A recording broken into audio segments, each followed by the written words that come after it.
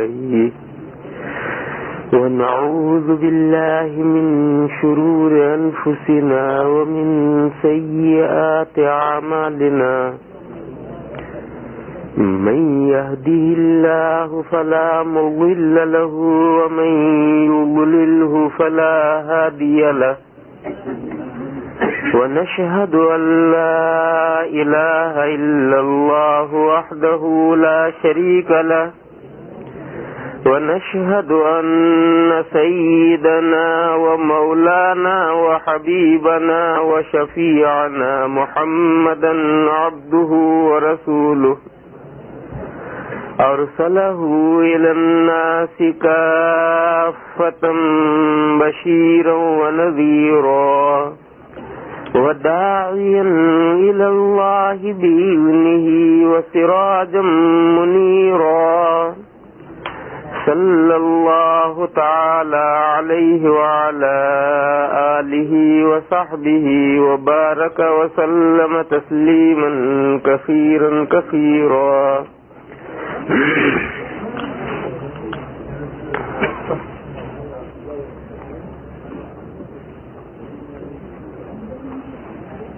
بزرگوں اور بھائیوں،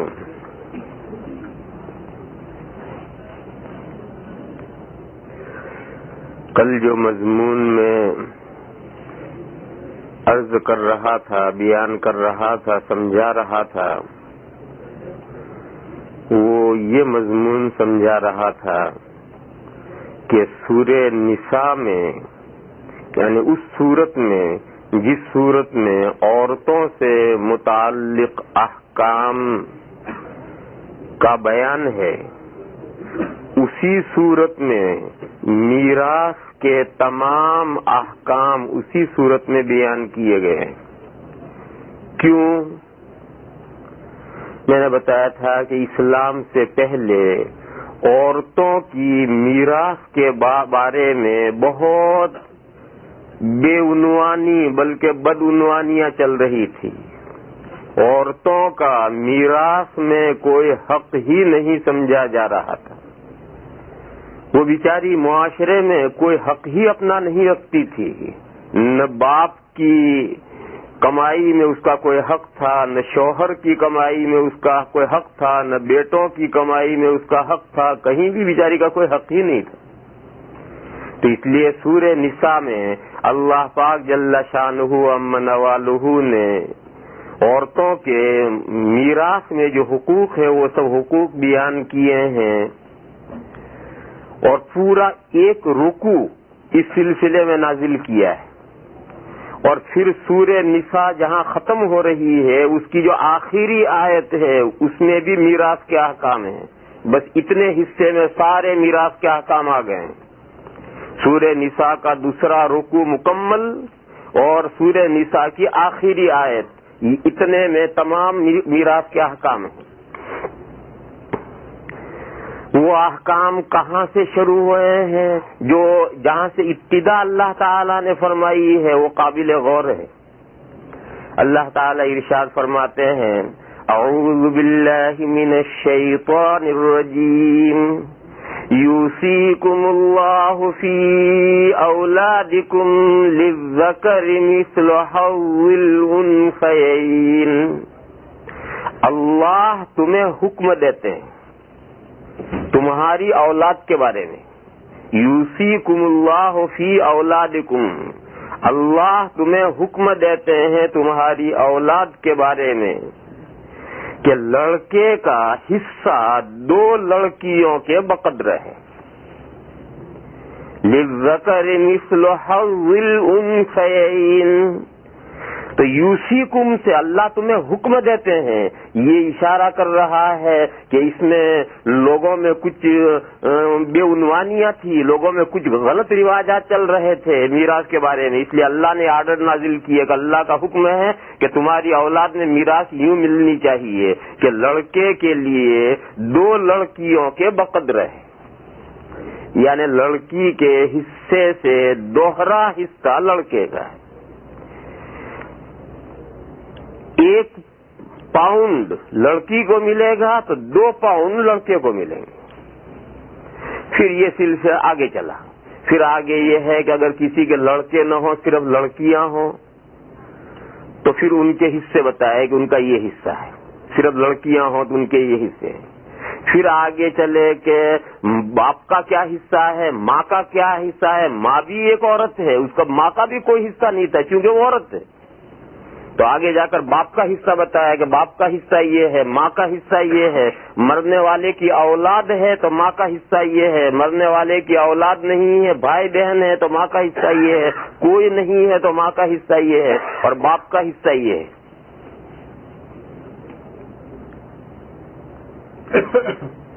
پھر ایک ضابطہ بتایا, آباؤکم و ابناؤکم لا تدرون ایہم اقرب لکم نفعا فریضۃ من اللہ. فرمایا کہ تمہارے باپ اور تمہارے بیٹے تمہیں زیادہ نفع پہنچانے والا کون ہے وہ اللہ بہتر جانتے ہیں, تم نہیں جانتے. آباؤکم و ابناؤکم لا تدرون ایہم اقرب لکم نفعا. انسان کی عقل یہ کہتی ہے کہ جس سے ہمیں زیادہ نفع پہنچتا ہے ہماری میراث بھی اسے زیادہ ملنی چاہیے. انسان کی عقل یہ کہتی ہے کہ جو ہماری زیادہ خدمت کرے گا, جو ہمیں زیادہ نفع پہنچائے گا, ہماری میراث بھی اسے زیادہ ملنی چاہیے. اور اسی سلسلے میں لوگ کیا بے عنوانیاں کرتے ہیں. کسی کے 2 لڑکے 3 لڑکے 4 لڑکے زیادہ لڑکے ہیں تو جون سا لڑکا زیادہ خدمت کرے گا باپ یہ چاہے گا کہ اس لڑکے کو زیادہ دے دے, دوسرے لڑکوں کو کم ملے یا نہ ملے, لیکن جس نے جو زیادہ خدمت کرتا ہے اسے زیادہ ملے. یہ باپ کی خواہش رہتی ہے. کیوں؟ یہ انسان کی عقل کا فیصلہ ہے. اللہ نے فرمایا تمہاری عقل پر میراث کے احکام کا مدار نہیں ہے, اللہ بہتر جانتے ہیں کہ کس وارث کو کتنا ملنا چاہیے. باپ کو زیادہ ملنا چاہیے, بیٹے کو زیادہ ملنا چاہیے, یہ سب اللہ بہتر جانتے ہیں. تمہیں فائدہ باپ سے زیادہ پہنچا ہے یا بیٹوں سے زیادہ فائدہ پہنچے گا وہ بھی اللہ بہتر جانتے ہیں. اللہ نے جو اللہ کی حکمت ہے اس حکمت کے مطابق جو ضابطے اور قاعدے بیان کر دیے ہیں میراث کے, اسی طرح سے میراث ملے گی. 4 بیٹے ہیں, ایک بیٹے نے پوری زندگی خدمت کی ہے اور 3 بیٹوں نے کبھی مڑ کر بھی نہیں دیکھا ہے, لیکن میراث چاروں کو یکساں ملے گی.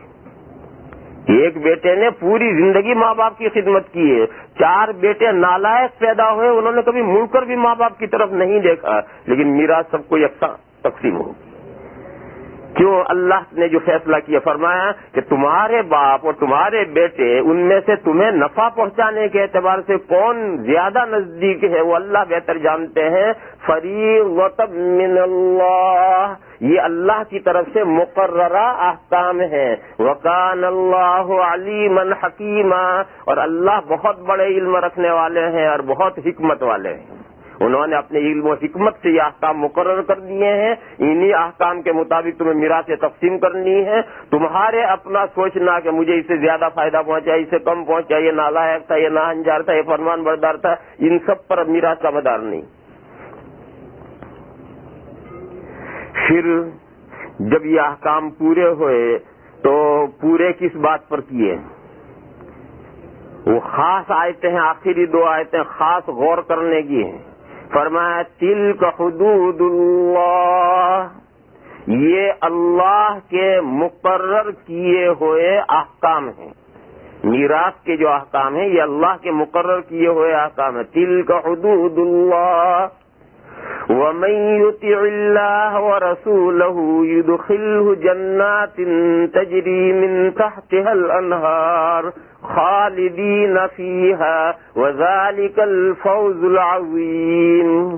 فرمایا کہ جو اللہ کا کہنا مانے گا اور اللہ کے رسول کا کہنا مانے گا, اللہ نے اور اللہ کے رسول نے جو احکام بیان کیے ہیں اور متعین کیے ہیں ان کی اطاعت اور فرمان برداری کرے گا تو اللہ تعالیٰ اسے داخل کریں گے ایسے باغات میں جن باغات کے نیچے سے ندیاں چل رہی ہیں, اور وہ ان باغات میں ہمیشہ ہمیشہ رہے گا. اور یہ سب سے بڑی کامیابی ہے. وَمَن يَعْصِ اللَّهَ وَيَتَعَدَّ حُدُودَهُ ومن يعص الله ورسوله ويتعد حدوده يدخله نارا خالدا فيها وذلك وله عذاب مہین۔ فرمایا کہ جو اللہ کی اور اللہ کے رسول کی نافرمانی کرے، یعنی اللہ اور اللہ کے رسول نے میراث کے سلسلے میں جو احکام متعین کیے ہیں اس پر عمل اس پر نہیں چلے گا اور اس کے مطابق میراث تقسیم نہیں کرے گا، وَيَتَعَدَّ حُدُودَهُ، اور اللہ نے جو قوانین مقرر کر دیے ہیں ان قوانین کو فلانگ جائے گا، ان حدود سے باہر نکل جائے گا، تو اللہ تعالیٰ اسے آگ میں داخل کریں گے، اللہ اسے جہنم میں داخل کریں گے، یدخلہ نارن خالدن فیہا، اور وہ ہمیشہ اس آگ میں رہے گا، وَلَهُ عَذَابٌ مُہین، اور اس کے لیے رسوا کرنے والا عذاب ہے۔ کتنی سخت وعید ہے کہ اگر اللہ کے مقرر کیے ہوئے احکام اور اللہ کے رسول کے مقرر کیے ہوئے احکام کی خلاف ورزی کرو گے، نافرمانی کرو گے اور اللہ کی مقررہ حدود سے باہر ہو جاؤ گے تو آگ میں اللہ داخل کریں گے، اور ایک طویل عرصہ، ایک لمبے وقت تک کے لیے اس آگ میں رہنا ہوگا اور رسوا کرنے والی سزا ملے گی اسے۔ یہ میراث کے احکام کتنی تاکید کے ساتھ دیے ہیں، یہ عورتوں کے حقوق کی حفاظت کے لیے دیے تھے، لیکن آج بھی مسلمانوں کے بہت سے معاشروں میں یا تو لڑکیوں کو میراث دی ہی نہیں جاتی، لڑکیوں کو، بہنوں کو یا تو میراث دی ہی نہیں جاتی یا میراث دینے کا ڈھونگ کیا جاتا ہے، کچھ تھوڑا بہت دے دلا کر کے شرما شرمی میں ہاں ہوں کر کے راضی کر لیا، میراث دینے کا ڈھونگ کیا جاتا ہے یا دی ہی نہیں جاتی۔ مسلمانوں کے معاشروں میں، دنیا میں ایسا ہو رہا ہے۔ جو کتنی سخت وعیدیں اس پر ہیں کہ اگر اللہ کی اس مقررہ حدود کے مطابق نہیں دو گے تو یہ صورتحال۔ عورتوں کے حقوق کی حفاظت اسلام نے یہاں تک کی ہے کہ باپ اپنی زندگی میں جو اپنی اولاد کو دے تو لڑکے کو اور لڑکی کو یکساں دے۔ اگر $5 لڑکے کو دے تو $5 لڑکی کو دے۔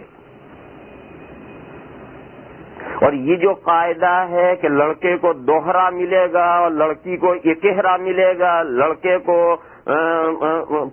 لڑکی کو $5 ملیں گے تو لڑکی کو $10 ملیں گے، یہ قاعدہ میراث کا ہے۔ مرنے کے بعد جو میراث تقسیم ہوگی وہ تو اسی طرح سے ہوگی، لیکن زندگی میں یہ نہیں۔ زندگی میں تو لڑکے لڑکیوں کو سب کو برابر رکھنا ہے، جتنا لڑکے کو دینا ہے اتنا ہی لڑکی کو دینا ہے۔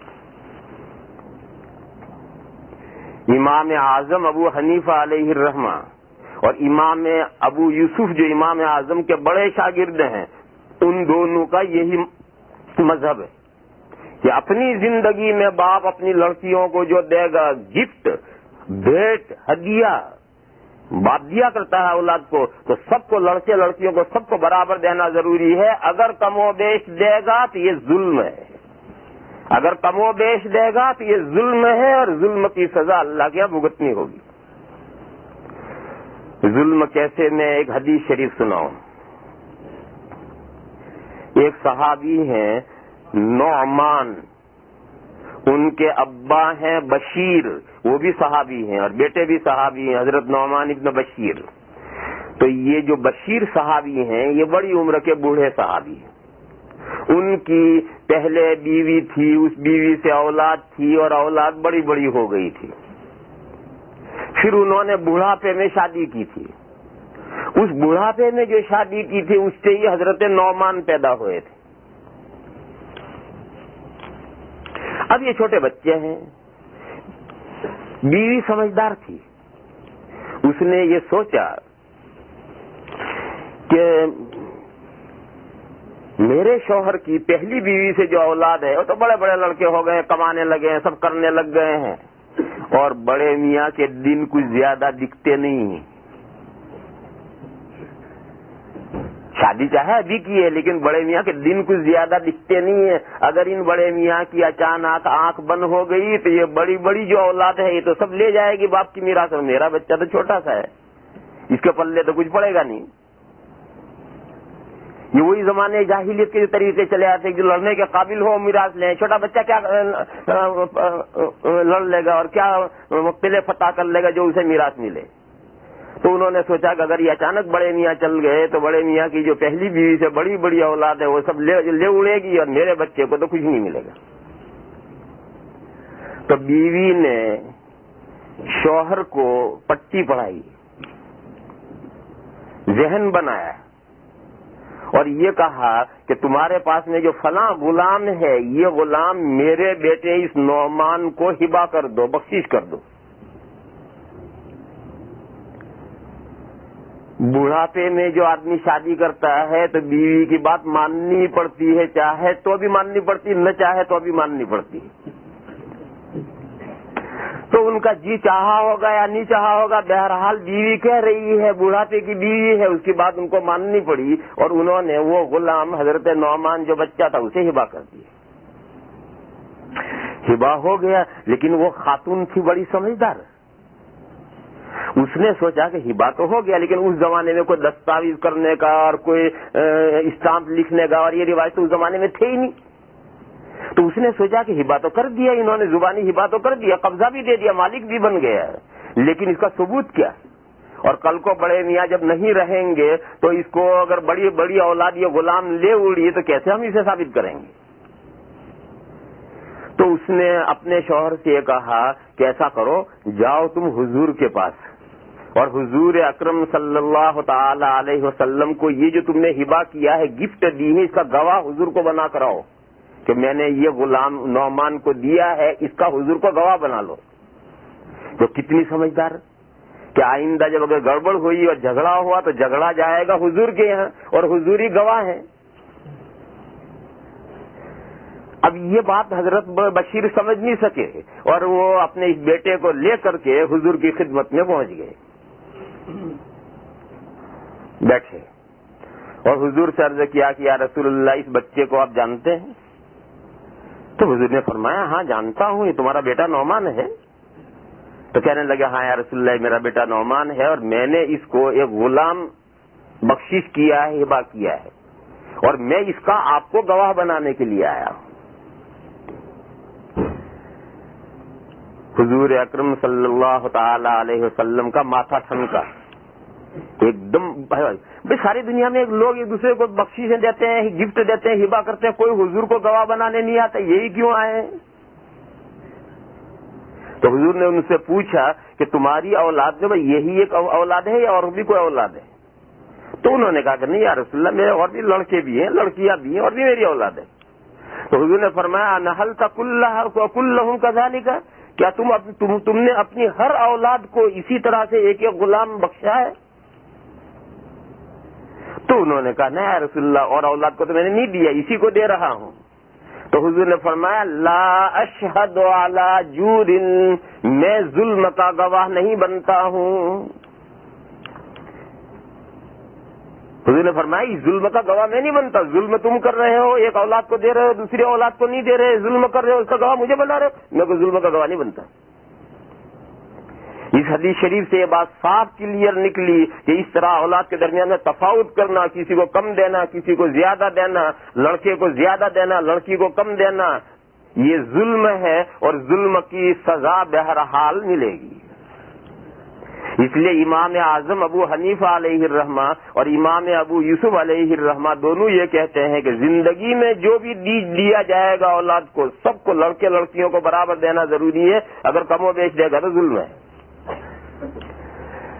لیکن امام محمد علیہ الرحمہ جو امام اعظم کے چھوٹے شاگرد ہیں اور 4 بڑے جو امام ہیں ان میں سے امام احمد علیہ الرحمہ, یہ دونوں امام یہ کہتے ہیں کہ نہیں, اگر باپ زندگی میں دے تو بھی لڑکے کو دوہرا دے گا, لڑکی کو اکہرا دے گا.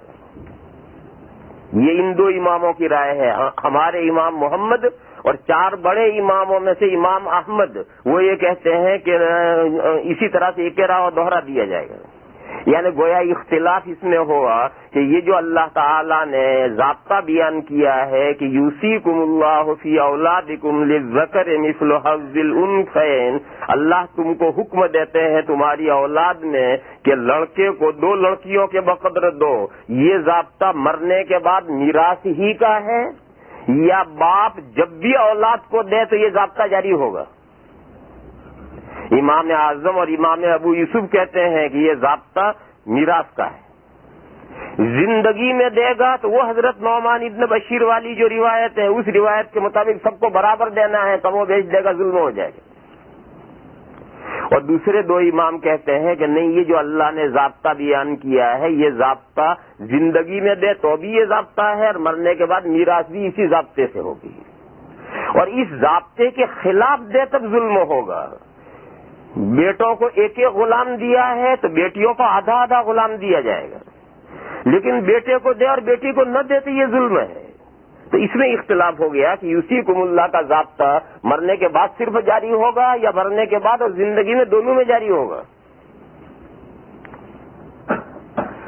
اس اختلاف میں تطبیق یہ ہے کہ باپ جو بیٹوں کو دیتا ہے اس دینے کی 2 شکلیں ہوتی ہیں۔ ایک تو باپ بیٹوں کو اور بیٹیوں کو دیتا ہے ہیلپ کے طور پر، گفٹ کے طور پر، بخشش کے طور پر۔ جیسے بیٹے بڑے ہو جاتے ہیں، شادیاں ہو جاتی ہیں، گھر بار الگ بسا لیتے ہیں تو باپ دیتا ہے، بیٹیوں کی شادیاں ہو جاتی ہیں، گھر چلے جاتے ہیں تو باپ دیتا ہے۔ ایک تو یہ دینا ہے، یا گاہے ماہے باپ کا جی خوش ہوا تو عید کے دن اس نے بیٹوں کو بھی دیا، بیٹیوں کو بھی دیا عید کے موقع پر۔ اور ایک دینا یہ ہے کہ باپ نے یہ دیکھا کہ اب سب لڑکوں کی شادیاں ہو گئی، لڑکیاں بھی ان کے گھر چلی گئی اور میں اب بڈھا ہو گیا ہوں، اللہ جانے کب میری موت آ کر کھڑی ہو جائے، اب میرے پاس زمین بھی ہے، مکان بھی ہے، کاروبار بھی ہے، جائیداد بھی ہے، اب یہ سارا بوجھ میں کب تک اٹھائے پھروں گا، اب میں اولاد کو بانٹ دوں اور خالی ہاتھ ہو جاؤں تاکہ میرے سامنے یہ سارا بٹ جائے تو میرے پیچھے یہ ورثہ جھگڑے نہ اور میں اپنے سامنے ہی سب کو ان کا حق دے دوں اور اپنا خالی ہاتھ ہو کر کے اپنا گزارے کے بقدر رکھ کر کے اپنی زندگی گزار لوں۔ یعنی آخری زندگی میں پروار والوں تو وہ جو پہلی دینے کی شکل ہے، شادی کے موقع پر دے رہا ہے، عید کے موقع پر دے رہا ہے، ویسے ہی بخشیشیں دے رہا ہے، اس میں تو عمل کرنا چاہیے امام اعظم اور امام ابو یوسف علیہ الرحمہ کے قول پر کہ لڑکوں کو اور لڑکیوں کو سب کو برابر دیا جائے گا، کمی بیش نہیں کیا جائے گا۔ اور یہ جو دوسرا دینا ہے جو دے رہا ہے زندگی کے آخر میں میراث، گویا میراث کے طور پر، ابھی میراث نہیں ہے، میراث تو آدمی کے مرنے کے بعد ہوتی ہے، لیکن یہ گویا میراث کے طور پر جس کو پروار وانو اپوانو، یہ جو دینا ہے یہ میراث کے ضابطوں سے دینے کا، اس میں لڑکے کو دوہرا دینے کا، لڑکی کو اکہرا دینے کا، بیوی کا حق ہے اس کا بھی دو، یہ نہیں کہ لڑکے لڑکیوں کو بانٹ دیا، نہیں، تمہارے جتنے ورثہ ہیں جب پروارنے کے لیے بیٹھے ہو تو تمہارے جتنے ورثہ ہیں سب کو دو، بیوی ہے تو اس کا 8واں اسے دو، ماں موجود ہے تو ماں کا حصہ ماں کو دو، باپ موجود ہے باپ کا حصہ باپ کو دو، بیٹوں کا حصہ بیٹوں کو دو، بیٹیوں کا حصہ بیٹیوں کو دو، یہ نہیں کہ سارا بیٹے بیٹیوں کو دے دیا اور بیوی کو کچھ نہیں دیا، ماں باپ تھے انہیں کچھ نہیں دیا، پروار گئے، کہاں سے پروار گئے؟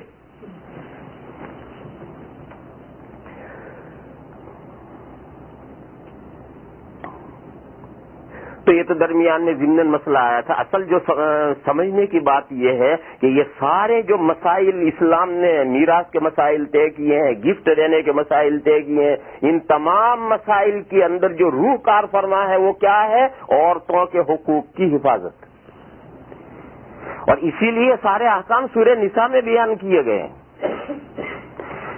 دیکھو اسی سورہ نساء میں ایک حکم اور آیا ہے جو سورہ نساء شروع ہوتے ہی سب سے پہلے وہ حکم آیا ہے کہ آدمی چاہے تو 2 شادیاں بھی کر سکتا ہے، 2 بیویاں بھی کر سکتا ہے، چاہے تو 3 بیویاں بھی کر سکتا ہے، چاہے تو 4 بیویاں بھی کر سکتا ہے، 4 بیویاں تک کرنے کی اجازت ہے۔ یہ حکم بھی اسی سورہ نساء میں آیا ہے۔ سورہ نساء میں کیوں آیا ہے؟ یہ عورتوں کے حقوق کی حفاظت کے لیے آیا ہے۔ یہ حکم بھی اسی سورہ نساء میں بیان کیا گیا ہے، اور یہ حکم بھی عورتوں کے حقوق کی حفاظت کے لیے بیان کیا گیا ہے۔ کیسے کو ذرا سمجھنا پڑے گا، اتنا آسانی سے نہیں سمجھنا آئے گا۔ اتنا آج عورتیں یہ کہ سمجھتی ہیں اور لوگ یہ سمجھتے ہیں کہ 4 بیویوں کی اجازت دے کر اسلام نے عورتوں کی حق تلفی کی، یہ تو الٹی گنگا بہہ رہی ہے۔ اسلام نے تو یہ عورتوں کے حقوق کی حفاظت کے لیے حکم دیا ہے۔ اسے سمجھ لو اچھی طرح سے، کس طرح سے۔ اور سب سے بڑی دلیل کیا کہ سورہ نساء میں یہ حکم ہے، پورے قرآن میں کہیں نہیں ہے۔ یہ حکم 4 بیویاں کرنے کی جو اجازت ہے، یہ سورہ نساء میں حکم ہے، اور سورہ نساء میں جتنے احکام ہیں وہ سب عورتوں کے حقوق کی حفاظت کے لیے ہے۔ تو یہ حکم بھی عورتوں کے حقوق کی حفاظت کے لیے۔ اسے میں سمجھاؤں اس مسئلے کو کس طریقے سے۔ دیکھو، بعض مرتبہ تعبیر بدل جاتی ہے اور تعبیر غلط ہو جاتی ہے، تو تعبیر غلط ہونے سے سارا مسئلہ اونھا ہو جاتا ہے۔ تعبیر کے غلط ہونے کا بڑا اثر پڑتا ہے اور سارا مسئلہ اونھا ہو جاتا ہے۔ اور صحیح تعبیر کرنے سے بات کچھ اور ہوتی ہے، اور تعبیر اونھی ہو گئی تو سارا مسئلہ اونھا ہو گیا۔ میں ایک مثال دوں۔ حدیث شریف ہے، مسلم شریف کی حدیث ہے، حضور اکرم صلی اللہ تعالی علیہ وسلم نے ارشاد فرمایا، امرت ان اقاتل الناس حتى يقولوا لا الہ الا اللہ فاذا قالوها عصموا منی دماءهم واموالهم وحسابهم علی اللہ۔ میں اس کا لفظی ترجمہ کرتا ہوں۔ حضور نے فرمایا کہ میں حکم دیا گیا ہوں کہ لوگوں سے جنگ کروں، لوگوں سے لڑوں، یہاں تک کہ لوگ کہیں لا الہ الا اللہ۔ بس جب لوگوں نے یہ کلمہ کہہ لیا، فَإِذَا قَالُوهَا، تو انہوں نے اپنی جان اور اپنا مال مجھ سے محفوظ کر لیا، اور ان کا حساب آگے اللہ لیں گے۔ یہ مشہور حدیث شریف ہے۔ اس حدیث شریف میں کیا بیان کرنا ہے؟ اس حدیث شریف میں کیا مسئلہ بیان ہو رہا ہے؟ اس حدیث شریف میں مسئلہ بیان کیا جا رہا ہے کہ جہاد ہو رہا ہو، جنگ ہو رہی ہو، اسلامی جہاد ہو رہا ہو، اور جہاد چل رہا یا لڑائی چل رہی ہے، اور دشمن ایمان لے آیا، اب جنگ بند کر دینی ضروری ہے، اب آگے جنگ جاری نہیں رکھ سکتے، چاہے اس دشمن نے ہمیں کتنا بھی نقصان پہنچایا ہو، ہمیں کتنا بھی غصہ اس پر ہو، لیکن جب اس نے لا الہ الا اللہ کہہ دیا، اب ہمیں جنگ آگے جاری رکھنے کی اجازت نہیں ہے، جنگ بند کرنے کی ضرورت، جنگ بند کرنا ضروری ہے، اور ان کی جان بھی محفوظ ہوگی، ان کا مال بھی محفوظ ہو گیا، اور وہ جو انہوں نے پہلے ہمیں بہت نقصان پہنچا دیا ہے اس کا حساب اللہ کیا ہوگا، لیکن اب ہمیں آگے جنگ جاری رکھنے کی اجازت نہیں ہے۔ یہ اس حدیث شریف میں سمجھایا گیا ہے کہ جنگ کب تک جاری رہ سکتی ہے اور کس پوائنٹ پر جا کر لڑائی بند کر دینی ضروری ہے، وہ اس میں سمجھایا ہے۔ ایک دوسری حدیث شریف سناؤں میں، کہ حضور اکرم صلی اللہ تعالی علیہ وسلم سے ایک مسئلہ پوچھا گیا کہ یا رسول اللہ، ہم ایک دشمن کے ساتھ، کافر کے ساتھ لڑ رہے ہیں، اس کافر نے ہمارے کتنے ہی آدمی قتل کیے، اب میرا اس سے مقابلہ ہو گیا تو اس نے مجھے بھی کئی چوٹیں ماری ہیں، اور آخر میں جب میں نے اس پر غلبہ پایا اور وہ میرے قابو میں آ گیا اور میں اس کو مارنے کے قریب ہوا تو وہ کہتا لا الہ الا اللہ محمد الرسول اللہ، اب میں کیا کروں؟ حضور نے فرمایا اب نہیں مار سکتے، حضور نے فرمایا اب نہیں مار سکتے، اور فرمایا کہ اب بھی اگر تم مارو گے تو تھوڑی دیر پہلے کیا صورت تھی کہ وہ تمہیں مارتا تو تم جاتے جنت میں، وہ جاتا جہنم میں، اب تم اسے مارو گے تو تم جاؤ گے جہنم میں، وہ جائے گا جنت میں۔ جب اس نے لا الہ الا اللہ محمد الرسول اللہ کہہ لیا تو چاہے اس سے پہلے اس نے کتنا بھی نقصان ہمیں پہنچایا ہو، لیکن اب جب اس نے لا الہ الا اللہ کہہ دیا اب نہیں مار سکتے اسے۔ سوال کرنے والے نے عرض کیا کہ یا رسول اللہ، وہ جو لا الہ الا اللہ محمد الرسول اللہ کہہ رہا ہے وہ تو میری تلوار سے بچنے کے لیے کہہ رہا ہے، کیونکہ اب میرا قابو ہو گیا اس پر، اس نے دیکھا کہ اب تو میں مرا، تو میری تلوار سے بچنے کے لیے وہ کہہ رہا ہے۔ حضور نے فرمایا چاہے تمہاری تلوار سے بچنے کے لیے کہہ رہا ہو اب نہیں مار سکتے، جب اس نے یہ کہہ لیا تو تم اب نہیں قتل کر سکتے، اس لیے کہ جو تم گمان کر رہے ہو کہ میری تلوار سے بچنے کے لیے کہہ رہا ہے تو تمہارا گمان ہے، تم نے اس کا کوئی دل چیر کے دیکھا ہے کہ واقعی اس کے دل میں ایسی بات ہے؟ کسی نے کسی کے دل کو چیر کر تو دیکھا نہیں، لہذا حضور نے فرمایا کہ چاہے اس نے اس خیال سے کہا ہو مگر یہ تو ایک گمان ہے، کوئی ضروری نہیں کہ صحیح ہو، لہذا جب اس نے لا الہ الا اللہ کہہ دیا قتل نہیں کر سکتے۔ اسی طریقے پر سمجھو کہ ہماری ایک دشمن کے ساتھ لڑائی ہے، ہم کافروں کے ساتھ، اور ان لڑائی میں انہوں نے بہت نقصان پہنچا لیا ہے ہمیں، اور جب ہمارا قابو چل گیا تو انہوں نے جھنڈا ڈال دیا، کلمہ بولوں کہ لا الہ الا اللہ محمد الرسول اللہ اعلان کر دیا، ہم اسلام قبول کرتے ہیں۔ اب جنگ بند کر دینی ضروری ہے، اب جنگ جاری نہیں رہ سکتی۔ دیکھو یہ تو ہے صحیح تعبیر، اور اگر آپ اسی کی یوں اونھی تعبیر کریں جیسے کہ دشمنان اسلام کرتے ہیں، دشمنان اسلام اس کی اونھی تعبیر کرتے ہیں، وہ کیا تعبیر کرتے ہیں کہ اسلام نے لڑنے کا حکم دیا ہے اور لڑ کر کے لا الہ الا اللہ کہلوانے کا حکم دیا ہے کہ لوگوں سے لڑو اور اس وقت تک لڑو جب تک وہ لا الہ الا اللہ کہیں، جب تک لا الہ الا اللہ نہ کہیں چھوڑو مت، لا الہ الا اللہ کہلوا کے چھوڑو ان سے لڑ کر کے۔ اب یہ تعبیر ہو کر کے کیا نتیجہ نکلا کہ اسلام تلوار کے زور سے پھیلا ہے۔ دیکھو کہاں سے کہاں بات چلی گئی کہ دنیا میں اسلام تلوار کے زور سے پھیلا ہے، مسلمانوں نے اسلام تلوار کے زور سے پھیلایا ہے۔ کیا دلیل؟ کہا ان کے نبی نے یہ کہا ہے کہ مجھے یہ حکم دیا گیا ہے کہ میں لوگوں سے اس وقت تک لڑوں جب تک وہ لا الہ الا اللہ کہیں، جب تک لا الہ الا اللہ نہیں کہیں گے میں لڑتا رہوں گا۔ اب دیکھو تعبیر اونھی ہو کر بات کہاں سے کہاں چلی گئی اور کتنا بڑا اعتراض بن گیا۔ تو تعبیر جو صحیح بات ہے اس کو اگر تعبیر غلط کر ڈالو گے تو بات کچھ کی کچھ ہو جائے گی اور کہیں سے کہیں پہنچ جائے گی۔ تو یہ جو دشمنان اسلام نے تعبیر کی ہے یہ اس حدیث کی قطعاً غلط مطلب ہے اور قطعاً غلط تعبیر ہے۔ اس حدیث شریف کا صحیح مطلب وہ ہے جو میں نے پہلے بتایا تھا۔ اسلام نے اشاعت اسلام کے لیے تلوار اٹھانے کی اجازت نہیں دی۔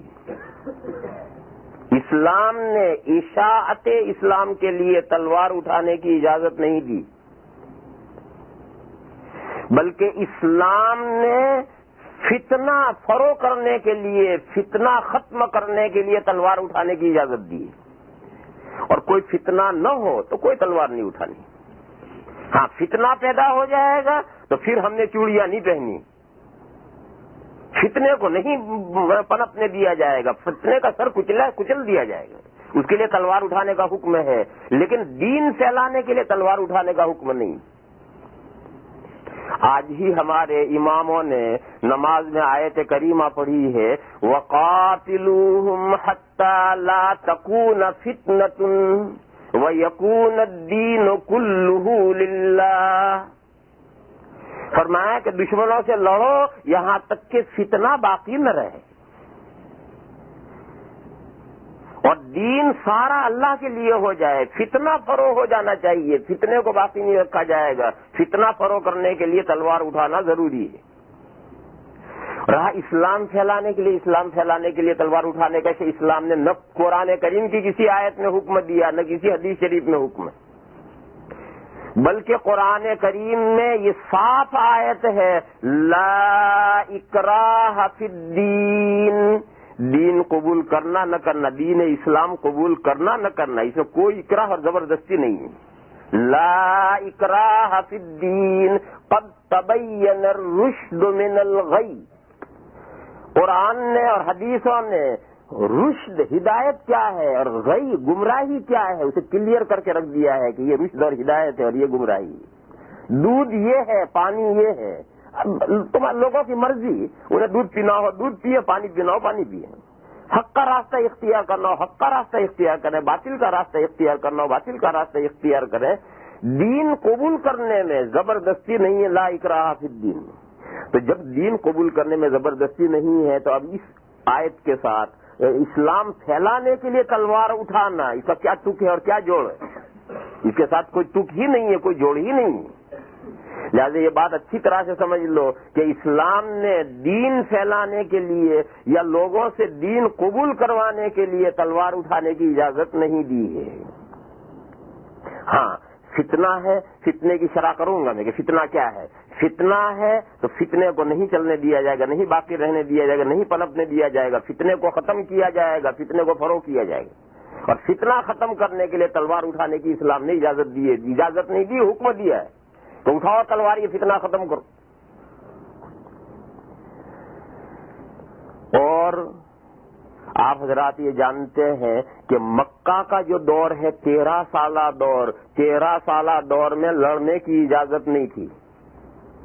مکہ کے 13 سالہ دور میں لڑنے کی اجازت ہی نہیں تھی، بلکہ مکی دور میں جتنی آیتیں نازل ہوئی ہیں ان سب آیتوں میں یہ حکم ہے کہ دشمن اگر کافر زیادتی کرتے ہیں تو اعراض کرو، درگزر کرو، برداشت کرو، صبر کرو، یہی احکام تھے کہ برداشت کرو، صبر کرو، درگزر کرو، یہی مکہ میں احکام آتے رہے۔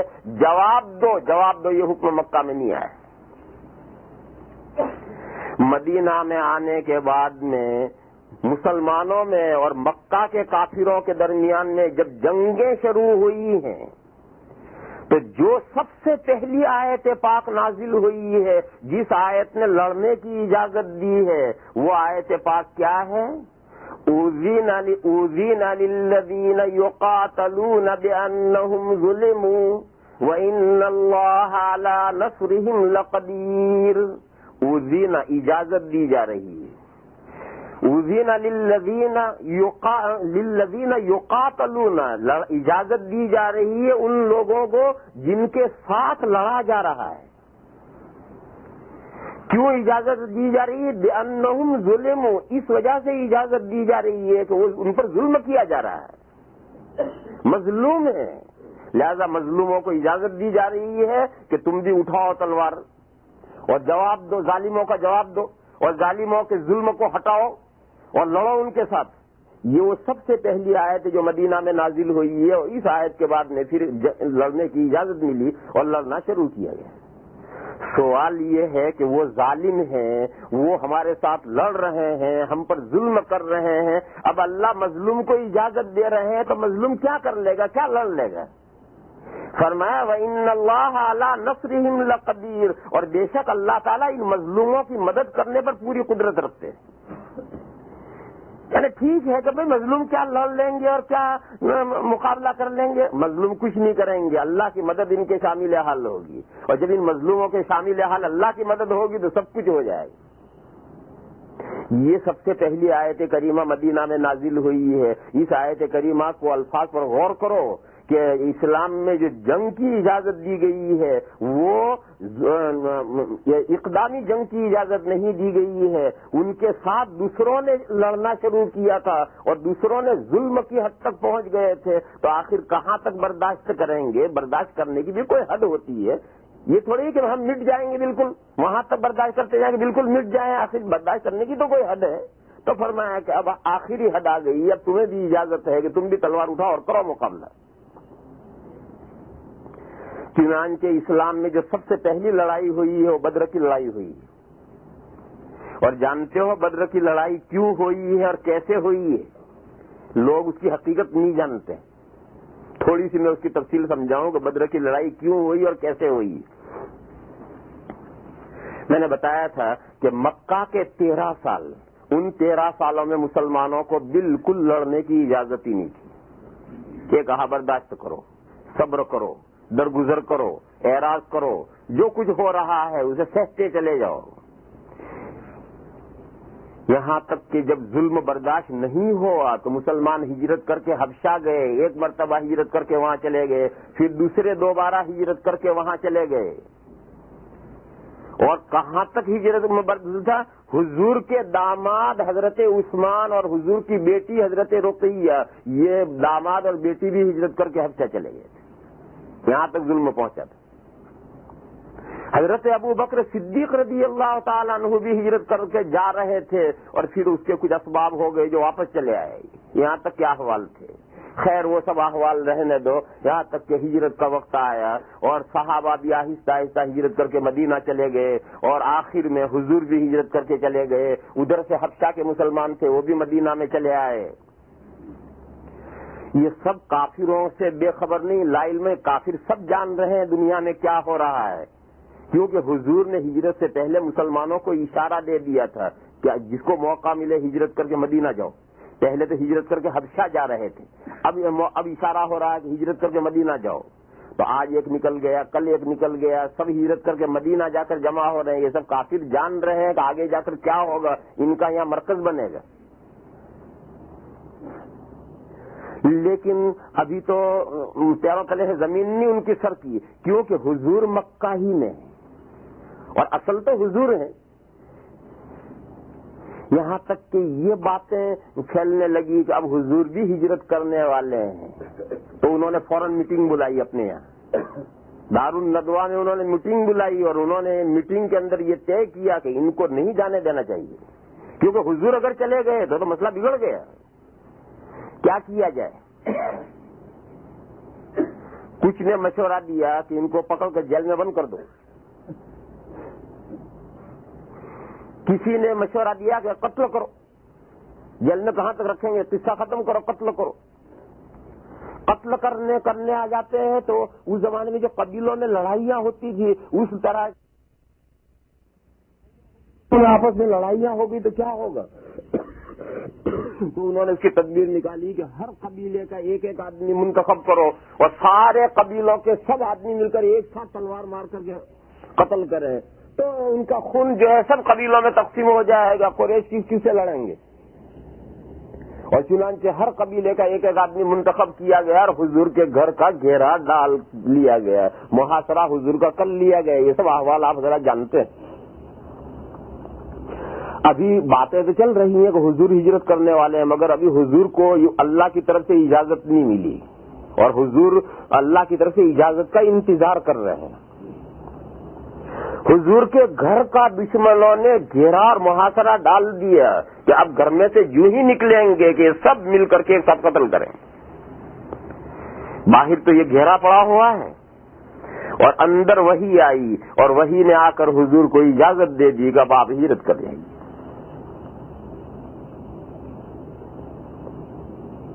اس وحی کے آنے کے بعد جو رات ہو گئی،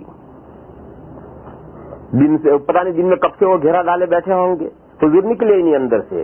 جب رات ہو گئی تو حضور نکلے اور حضور نے ایک مٹھی مٹی لی اور اس پر پڑا شاہت الوجوہ، اور یہ کہہ کر کے مٹی حضور نے پھینکی۔ بس سب کی آنکھوں کے اندر وہ مٹی پہنچ گئی اور سب اونگنے لگے، اور حضور اطمینان سے انہی کے بیچ میں سے نکل کر کے حضرت صدیق اکبر کے گھر گئے اور حضرت صدیق اکبر کو جا کر کے اطلاع دی کہ وہی آئی ہے اور مجھے ہجرت کی اجازت مل گئی۔ تو حضرت ابو بکر نے عرض کیا کہ یا رسول اللہ، میرے ساتھ ہونے کی بھی کوئی اطلاع آئی؟ تو حضور نے فرمایا ہاں، تمہیں ساتھ لینے کی بھی اطلاع آئی۔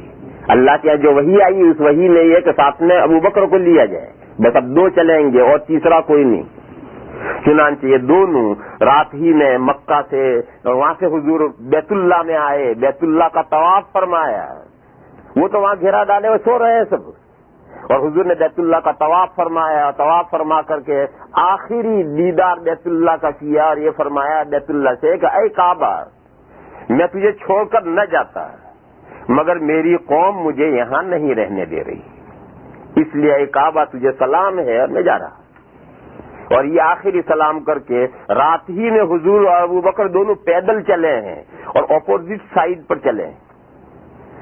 مدینہ تو ادھر ہے، مثال کے طور پر مدینہ کا راستہ ادھر ہے تو حضور ادھر نہیں گئے، اس کی اپوزٹ سائیڈ پر مکہ سے نکل کر چلے اور مکہ سے 16، 17، 18، 19 بلکہ 21 کلومیٹر چلے اور 21 کلومیٹر چل کر کے وہاں ایک پہاڑ ہے جبل ثور، اس جبل ثور کی چوٹی پر چڑھے ہیں، اور اس جبل ثور کی چوٹی پر میں چڑھا ہوں، 3 گھنٹے لگے ہیں اس پر چڑھنے میں، اور بیچ میں کتنی جگہ پر بیٹھنا پڑا ہے تب ہم چوٹی پر پہنچے ہیں۔ اس پہاڑ کی چوٹی پر دونوں حضرت ابوبکر اور حضور چڑھے ہیں، اور وہاں اوپر چوٹی پر چڑھ کر وہاں غار ثور ہے، اس غار ثور میں چھپ گئے ہیں رات میں۔ یہ تو سب رات بھر سوتے ہی رہے۔ کبھی کبھی بیچ میں سے آنکھ کھلتی تھی ان میں سے کسی کی آنکھ کھلتی تو گھر میں جھانک کر دیکھتے تھے تو گھر میں جو حضور کی چارپائی تھی اس پر ایک آدمی چادر اوڑھے سویا ہے، تو وہ مطمئن تھے کبھی گھر میں ہے، نکلیں گے تو قتل کریں گے۔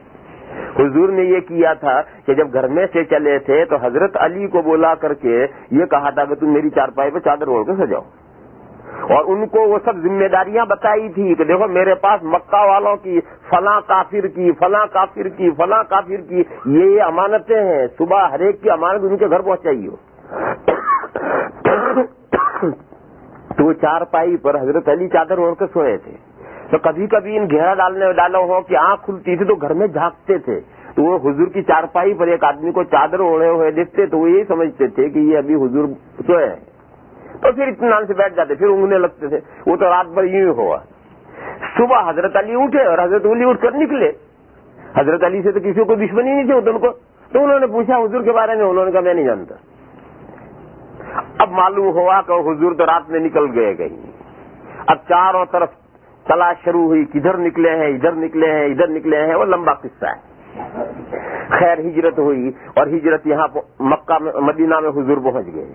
حضور مدینہ پہنچے، وہاں تک چاروں طرف تلاشی ہو رہی ہے، اور بڑے بڑے انعام ہیں کہ جو حضور کو زندہ پکڑ کے لائے یا قتل کر کے سر لائے اس کو 100 اونٹ دیے جائیں گے۔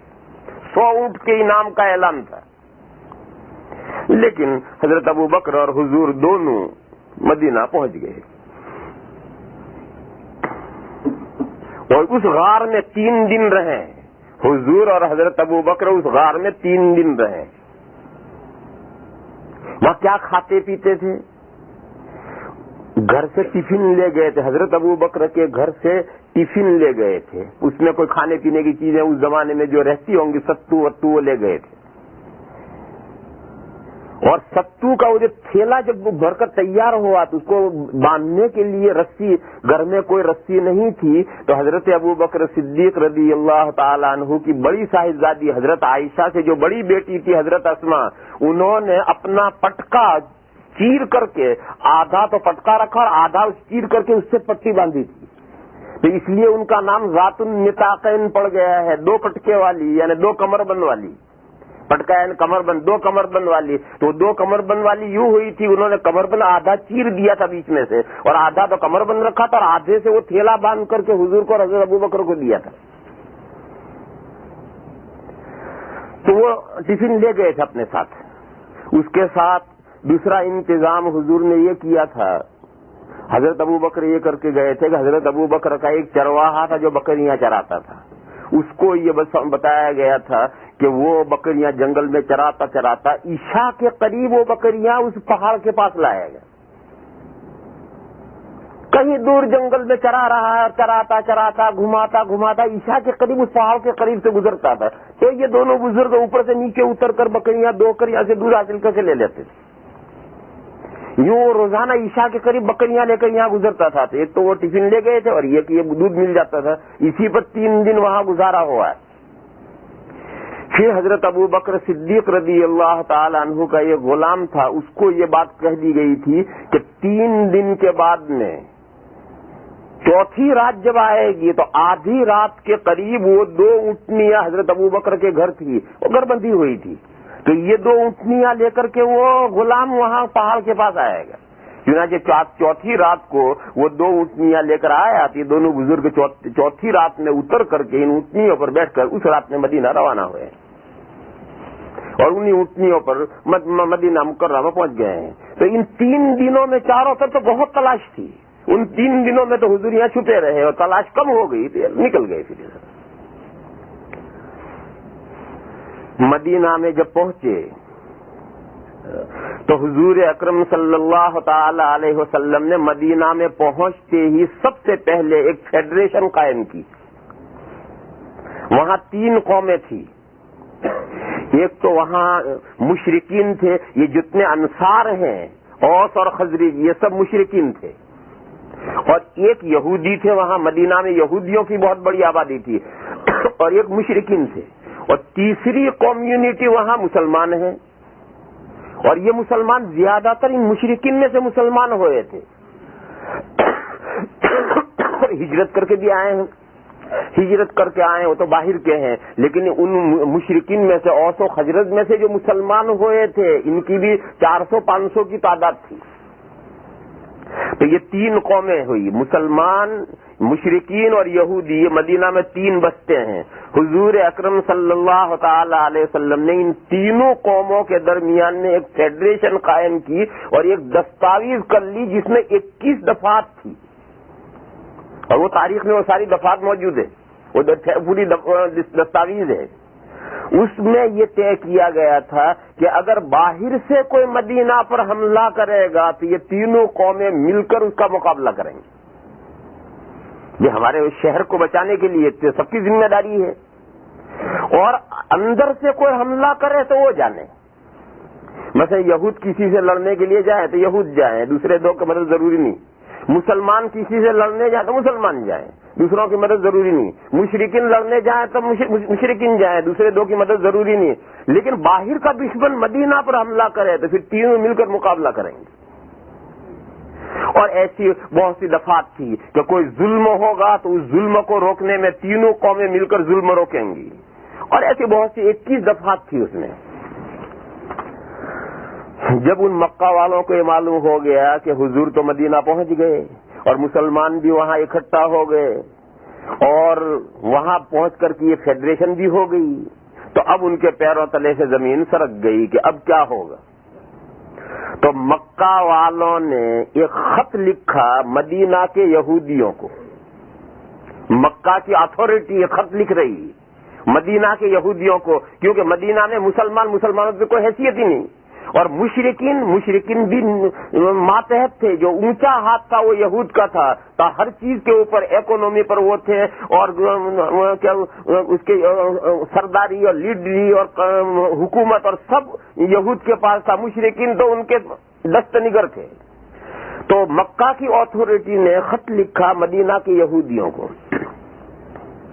اس خط میں یہ لکھا کہ ہمارے چند غلام ہمارے جو مکہ سے بھاگ کر تمہارے مدینہ میں آ گئے ہیں، ہمارا یہ خط ملتے ہی ہمارے ان غلاموں کو پکڑ کر لا کر ہمیں یہاں مکہ واپس کرو. اور اگر تم نے ایسا نہیں کیا تو ہم مدینہ پر حملہ کریں گے اور تمہاری عورتوں کے پیروں میں جو پازید ہیں، خلخال ہیں، وہ بھی اتار لائیں گے. یہ جملہ تھا اس میں. یہ خط جب مدینہ پہنچا تو یہود بڑے گھبرائے، کیونکہ مکہ والے حملہ کر دیں، مکہ سے تو بہت بڑی طاقت تھی، وہ حملہ کر دیں تو ان سے مقابلہ کیسے کیا جائے. تو اب ان کے یہاں پریشانی کہ ادھر تو پہلے فیڈریشن ہو چکی ہے، اس کے خلاف اب دوسرا خط، اس کے اوپر کیا عمل کریں. تو یہود نے مشرکین کو بلایا، مسلمانوں کو چھوڑ دیا. یہود اور مشرکین اکٹھا ہوئے کہ اس خط پر غور کریں اور غور کر کے کیا جواب دینا ہے. حضور کے علم میں بات آ گئی کہ کوئی خط وہاں سے آیا ہے، تو حضور کو اور مسلمانوں کو بلایا نہیں گیا تھا اس میٹنگ میں، مگر بغیر بلائے حضور صحابہ کے ساتھ اس میٹنگ میں پہنچ گئے. میٹنگ ہوئی، کیا ہے، معلوم ہوا کہ ایسا خط آیا ہے. تو حضور نے اس میٹنگ میں یہ سمجھایا کہ دیکھو یہ تو گیدڑ بھپکیاں ہیں، مکہ والوں کے بس کا کچھ نہیں ہے کہ وہ مدینہ پر حملہ کر دیں. یہ تو ایک سیاسی چال ہے ڈیوائن اینڈ رول کی. ڈیوائن اینڈ رول، لڑاؤ اور حکومت کرو، یہ تو مکہ والوں کی چال ہے. اس نے سوچا کہ یہ ان تینوں قوموں کی جو فیڈریشن ہوئی، ان کی فیڈریشن توڑوا دو، ان کو آپس میں لڑوا دو، بیٹھے بیٹھے وہ بگلے بجائیں گے، خوش ہوں گے کہ دیکھو یہ آپس میں لڑ دیے. تو حضور نے ان کو سمجھایا کہ دیکھ فلاں تیرا بیٹا مسلمان ہے، دیکھ فلاں تیرا بھائی مسلمان ہے، دیکھ فلاں تیرا چچا مسلمان ہے، میٹنگ میں بیٹھے ہو کہ سب کے رشتے دار مسلمان تھے، تو حضور نے فرمایا کہ مکہ والے تو حملہ جب کریں گے پہلے تو آپس میں خاندان یہی لڑ مریں گے۔ تو دیکھو انہوں نے کتنی بڑی چال چلی ہے یہ خط لکھ کر کے کہ مدینہ والوں کو، خاندانوں کو، باپ بیٹوں کو، بھائیوں کو آپس میں لڑا دیا جائے۔ تو سب کی سمجھ میں آئی کہ بات تو صحیح ہے۔ اور حضور نے کہا کہ اگر مکہ والے حملہ کریں گے تو تمہیں اکیلوں کو جواب تھوڑے ہی دینا ہے، ہم تینوں مل کر کے جواب دیں گے، گھبرانے کیا بات ہے اس میں؟ تو سب کی سمجھ میں آ گیا کہ ہاں ٹھیک ہے، انہوں نے مدینہ والوں نے اس خط کا کوئی جواب ہی نہیں دیا، اور وہ جو آیا تھا وہاں سے قاصد خط لے کر اسے کہہ دیا جاؤ، خط کا کوئی جواب نہیں۔ اب وہ قاصد واپس گیا اور مکہ کی اتھارٹی سے جا کر کہا کہ انہوں نے تو کوئی جواب ہی نہیں دیا خط کا۔ اب مکہ والوں کا پارا اور چڑھ گیا کہ وہ اتنی انسلٹ کر دی ہماری کہ ہمارے خط کا جواب بھی نہیں، ادھر کوئی جواب تو دینا چاہیے، یہ تو ہماری اتنی انسلٹ کر دی کہ ہمارے خط کو جواب کے قابل بھی نہیں سمجھا۔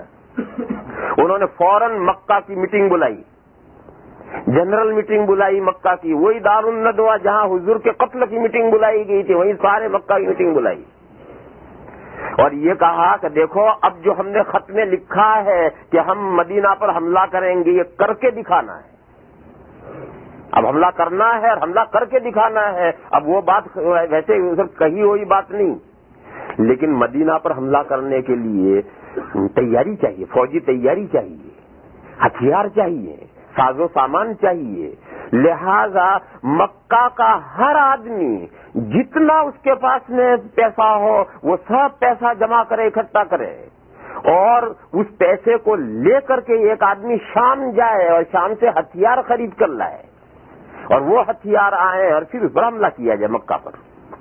چنانچہ مکہ کے ہر آدمی نے جس کے پاس جو کچھ گنجائش تھی وہ سب رقمیں ساری اکٹھا کر دی، اور مکہ سے وہ تمام مال دولت لے کر شام یہ قافلہ چلا، اور ظاہر یہ کیا کہ تجارتی کیروان جا رہا ہے، بزنس کا سامان لے کر جا رہا ہے، اور وہاں سے کھانے پینے کی چیزیں خرید کر لائے گا، ظاہر یہ کیا، حقیقت میں یہ تجارتی کیروان نہیں ہے، یہ تو مکہ کے پیسے اور دولتیں چندہ کر کے اکٹھا کر کے لے کر شام جا رہے ہیں، اور وہاں سے ہتھیار خرید کر مکہ آنے ہیں، اور ان ہتھیاروں سے مدینہ پر حملہ ہونا ہے۔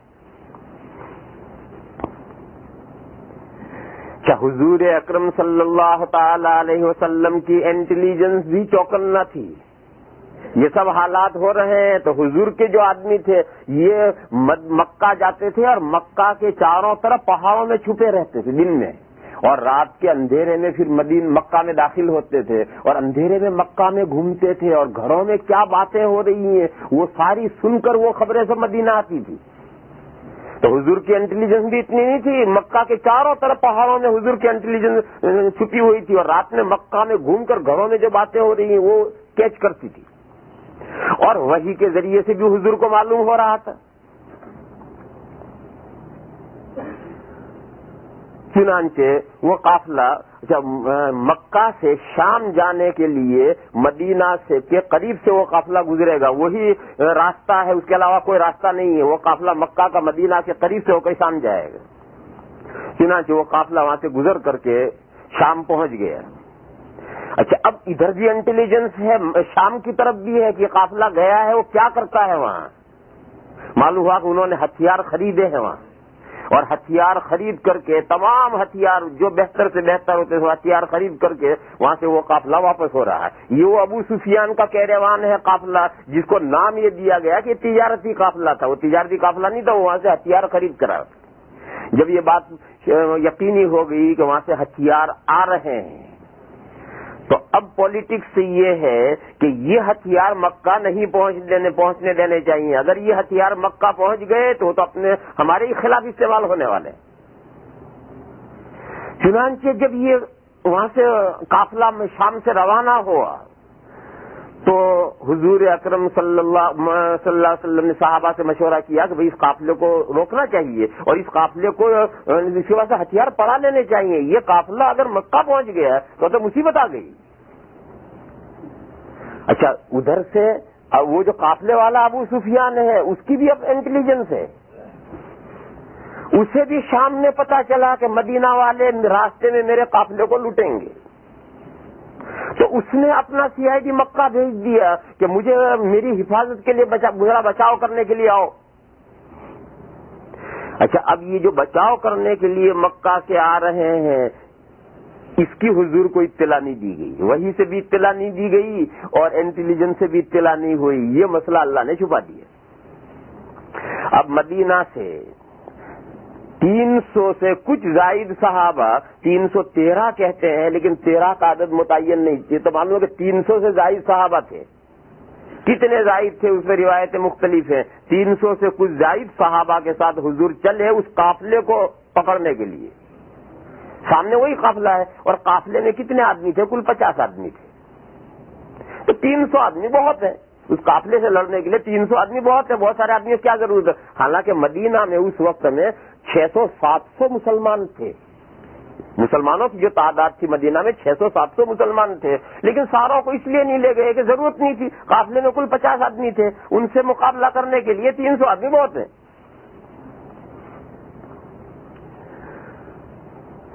کہاں جا کر کے اس قافلے کو پکڑیں گے؟ مدینہ سے شام سے جب مکہ وہ قافلہ جائے گا تو اس روڈ پر یہ خاص پوائنٹ ہے, اس جگہ پر جا کر اس قافلے کو روکنا ہے اور پکڑنا ہے. تو ابو سفیان نے ایک تو یہ کیا کہ مکہ اطلاع کر دی کہ مجھے بچانے کے لیے آؤ, کیونکہ تو قافلہ تجارتی نہیں ہے تو سارا ہتھیار ہے اس میں. دوسری تدبیر اس نے یہ کی کہ راستہ روڈ بدل دیا. جس روڈ پر قافلہ چلتا تھا اس روڈ کو چھوڑ کر اس نے سب وے لے لی, سمندر کے کنارے کنارے کا دوسرا راستہ لے لیا. اس کا بھی پتہ نہیں حضور کو, صحابہ کو اور حضور کو اس کا بھی پتہ نہیں, اور مکہ والوں کو بھی پتہ نہیں کہ اس نے قافلہ جو ہے اس نے راستہ بدل کر لیا ہے. یہ مکہ والوں کو بھی پتہ نہیں. تو مکہ والے 1000 کا لشکر اس روڈ پر آ رہا ہے اور مدینہ سے مسلمان بھی اس روڈ پر جا رہے ہیں, اور قافلہ نیچے نیچے آگے نکل بھی گیا مکہ کی طرف. نیچے نیچے سمندر کے کنارے کنارے قافلہ تو مکہ کی طرف نکل بھی گیا, اور مسلمانوں پھر مکہ کے ان کی مٹ بھیڑ ہو گئی. مکہ والوں کو یہ پتہ نہیں ہے کہ یہ یہاں آ رہے ہیں, اور صحابہ کو یہ پتہ نہیں کہ یہ دشمن آگے آ رہے ہیں. ایک جگہ پر پہنچے تو ایک پانی پر چند غلام پانی بھرنے کے لیے صحابہ نے پکڑا اور ان سے پوچھا بتاؤ ابو سفیان کا قافلہ کہاں ہے؟ تو انہوں نے کہا ہم نہیں جانتے ابو سفیان کے قافلے کو, ہم تو مکہ سے ایک لشکر آ رہا ہے, اتنا بڑا لشکر ہے, 1000 آدمی ہیں, ایسے گھوڑے ہیں, ایسا ہے ویسا ہے, وہ تو ہم تو اس لشکر کے ہیں. تو صحابہ نے بجایا کہ جھوٹ بولتے ہیں نالائق, مکہ والوں کا لشکر کہاں رکھا ہے, اور وہ قافلے کے ہی آدمی ہیں. پٹائی کی اس کی. تو انہوں نے کہا مجھے چھوڑ دو ہم بتاتے ہیں, تو چھوڑ دیا. پھر اس نے کہا کہ ہم ابو سفیان کا قافلہ نہیں جانتے, ہم تو مکہ کے لشکر میں سے ہیں. تو حضور نماز پڑھ رہے, نیت بندھی ہوئی. جب حضور نے سلام پھیرا تو حضور نے فرمایا بھائی انہیں کیوں مارتے ہو؟ جب بیچارے یہ صحیح بات کہتے ہیں تو تم مارتے ہو, اور جب غلط بات کہتے ہیں تو چھوڑ دیتے ہو.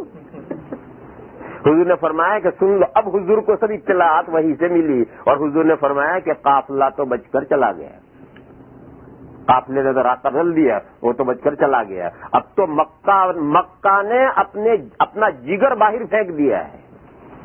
مکہ کے جتنے بہادر تھے سارے بہادر نکل آئے تھے, اور حضور نے فرمایا کہ مکہ نے اپنا جگر باہر پھینک دیا ہے, اور اتنا عظیم الشان لشکر آ رہا ہے, اور اس لشکر سے ہمارا مٹ بھیڑ ہے. اب بولو آگے بڑھنا ہے یا پیچھے مدینہ لوٹنا ہے؟ قافلہ تو گیا.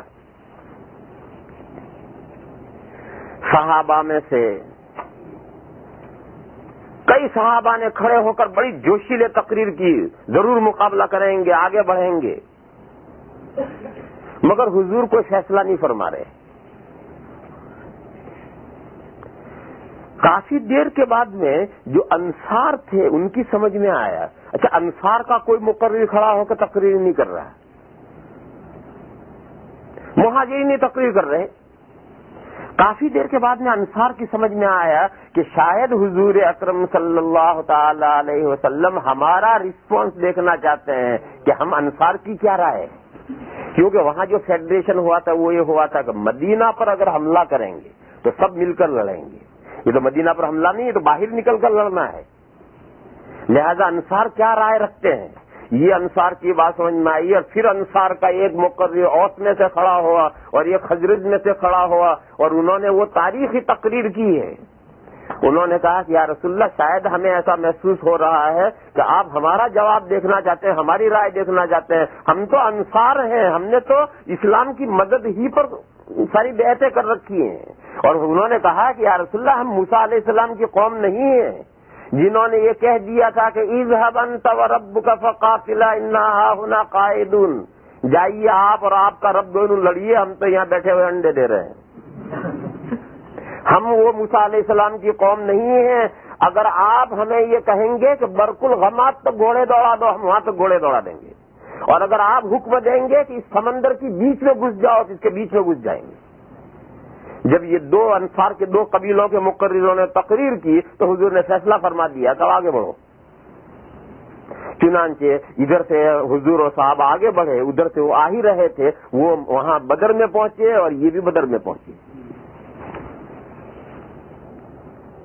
ہم یوں بدر میں اکٹھا ہو گئے، وہ ادھر سے آ کر اکٹھا ہو گئے، ادھر سے صحابہ جا کر کے وہاں اکٹھا ہو گئے، اور وہاں بدر کی جنگ ہوئی۔ تو ایک تو قرآن کریم میں آج جو صورتیں، سورہ انفال میں، سورہ توبہ میں یہی سب مضمون پڑھے گئے ہیں کہ ایک تو اللہ تعالیٰ نے مکہ والوں کو اس سے غافل رکھا، اور حضور و صحابہ کو بھی اس سے غافل رکھا کہ مکہ سے لشکر آ رہا ہے، اس کا بھی پتہ نہیں چلنے دیا۔ پھر دوسرا اللہ نے کرم کیا کیا، جب مسلمانوں کو ان 1000 کافروں نے دیکھا تو اللہ نے یہ مسلمان ان کی نگاہوں میں تھوڑے کر کے دکھائے، اور 300 آدمی تو 1000 کی نگاہوں میں تھوڑے ہوتے ہی ہیں، تو انہوں نے دیکھ کر کہا کہ ابھی کچمبر بنا دیں گے، تو ذرا سے مٹھی بھر ہے۔ ادھر دوسری طرف اللہ نے ان 1000 کافروں کو بھی مسلمانوں کی نظروں میں تھوڑا کر کے دکھایا ہے، اور ان 300 کو بھی ایسا معلوم ہوا کہ 10-15 آدمی ہیں کل، اور ان کو تو ہم کچل دیں گے۔ تو ان کو وہ تھوڑے نظر آ رہے ہیں، ان کو وہ تھوڑے نظر آ رہے ہیں۔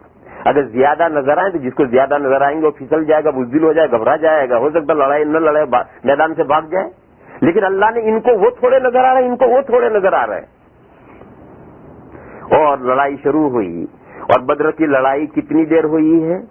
صبح لڑائی شروع ہو کر کے دوپہر کو نمٹ گئی، پورا دن لڑائی نہیں ہوئی، صرف آدھا دن لڑائی ہوئی، صرف آدھا دن لڑائی ہوئی ہے۔ اس آدھے دن میں اللہ نے کیا نقشہ کر دیا ہے کہ مکہ کے چوٹی کے 70 بہادر وہاں میدان میں مار دیے گئے، اور 70 بہادر گرفتار ہو کر قید میں آ گئے، اور باقی سب تتر بتر ہو کر میدان سے بھاگ گئے سب، اور مسلمانوں کا جھنڈا بلند ہو گیا، اور سارے عرب میں ڈنکا بج گیا کہ مکہ والے ہارے، مکہ والے ہارے، مکہ والے ہارے، مسلمان جیتے، مسلمان جیتے۔ یہ پہلی جنگ ہے اسلام کی۔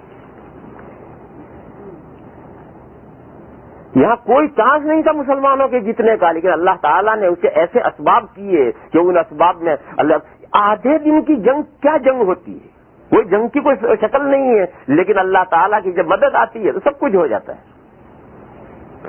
یہ اسلام کی پہلی جنگ ہے، جنگ بدر۔ اس جنگ بدر کی یہ صورتحال پیش آئی تھی جس کی وجہ سے جنگ بدر ہوئی ہے۔ اب آپ غور کیجیے اسے پیچھے سے لوٹ کر کے کہ یہ جو جنگ بدر ہے یہ اقدام کس کی طرف سے ہے؟ یہ اقدام مکہ والوں کا ہے، وہ مدینہ پر حملے کی تیاریاں کر رہے ہیں، اس کے لیے لشکر، اس کے لیے قافلہ گیا ہو ہتھیار خریدنے کے لیے، وہی ہتھیار جو مکہ جا رہے ہیں اس کی حفاظت کے لیے وہ لوگ آئے ہیں۔ تو مسلمان تو قدرتی طور پر ان ہتھیار کو روکیں گے، اگر ان ہتھیار کو نہیں روکیں گے تو اپنے پیروں کو کلاڑی مارنا ہے۔ خیر یہ تو سب یہاں ہو گیا، یہ باقی لشکر بھاگ کر مکہ چلا گیا، وہ ہتھیار تو مکہ پہنچ ہی گئے تھے، تو انہوں نے جا کر اثر نو تیاری کی کہ تو اچانک ہم ہار گئے اور تیاری کی، اور اگلے سال جنگ بدر احد ہوئی، احد کی لڑائی ہوئی۔ اگلے سال وہی مکہ والے مدینہ پر انہوں نے آ کر حملہ کیا، احد کی لڑائی مدینہ کے آنگن میں لڑائی ہوئی احد کی، اور یوں ہی لڑائیاں چلتی رہی۔ پھر احد کی لڑائی میں بھی مسلمانوں کو بہت بڑا نقصان پہنچا کر بہرحال وہ بھاگے۔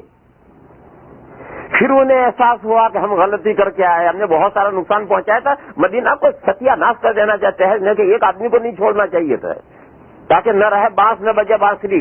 تو پھر اگلے سال تیاری کر کے غزوہ احزاب ہوا، یعنی سارے قبیلوں نے مل کر مدینہ پر حملہ کیا، اس حملے میں اللہ نے تدبیر سمجھائی اور کھائی کھود دی گئی اور خندق کھودی گئی اور 1 مہینہ تک جنگ آمنے سامنے لڑائی. وہ ادھر کھائی کے اس طرف ہیں, مسلمان ادھر ہیں, وہ ادھر نہیں آ سکتے اور یہ ادھر سے بچاؤ کر رہے ہیں. پھر ایک رات اللہ تعالیٰ نے آندھی اور ہوا چلائی اور ایسی ٹھنڈی ہوا جیسی کہ یہاں چلا کرتی ہے, ایسی ٹھنڈی ہوا.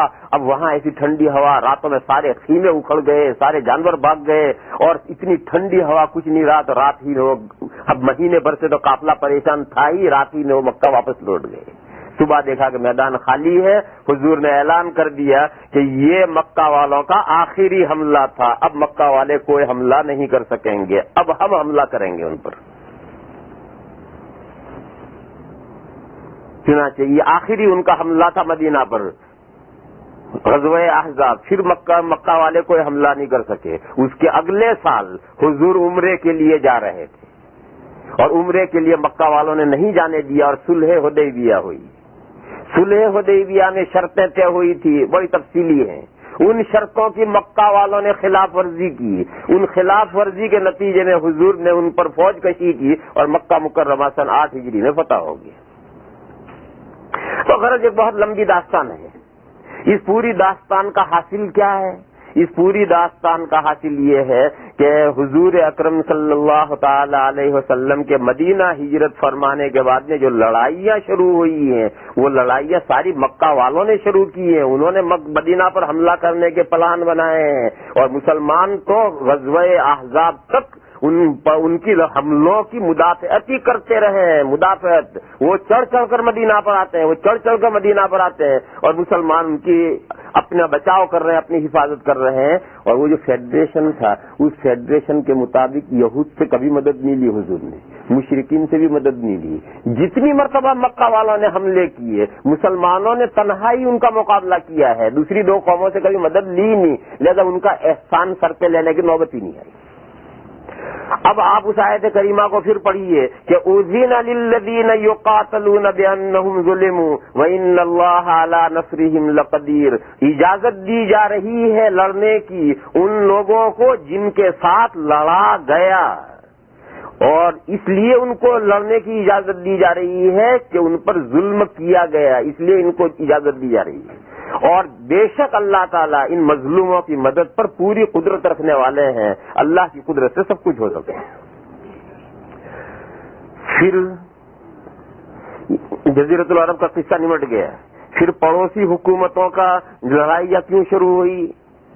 حضرت ابوبکر اور حضرت عمر کے زمانے میں روم اور فارس کی لڑائیاں کیوں شروع ہوئی؟ اس کے بھی یہ لمبی داستان ہے. وہ بھی اسی طرح کی ہے. جب یہاں تمام جزیرۃ العرب میں تمام کافروں کا ختم ہو کہ اسلام کا بول بالا ہو گیا اور ساری اسلامی حکومت ہو گئی, تو اس زمانے کے یہ 2 سپر پاور تھے. جزیرۃ العرب سے لگے ہوئے یہ 2 سپر پاور تھے, ایران کی گورنمنٹ اور یہ روم کی گورنمنٹ. رومن ایمپائر اور ایرانین ایمپائر, یہ دونوں سپر پاور تھے اس وقت. ان دونوں نے دیکھا کہ یہ تو ایک نئی طاقت ابھر رہی ہے.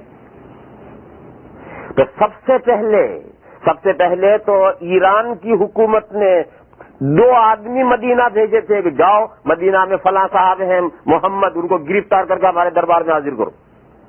وہ اتنا سمجھتے کہ وہ کوئی 4 پیسے کا آدمی ہے, 2 آدمی جائیں گے پکڑ کر باندھ کر کے لے آئیں گے. یہاں صرف 2 آدمی بھیجے تھے. اور لمبا قصہ ہے.